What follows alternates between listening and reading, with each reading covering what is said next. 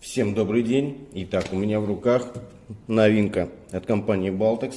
Это вставка под квадрат, но не простая, а с системой встроенный антистук.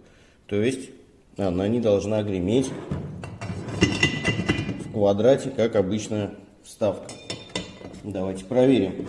Мне очень интересно. Это же единственный, наверное, минус фаркопов под квадрат. И тут нам обещают его решить. Так, гремит. Надо затянуть лишь этот болт. Не сильно, но эффект уже есть. Все, он не гремит.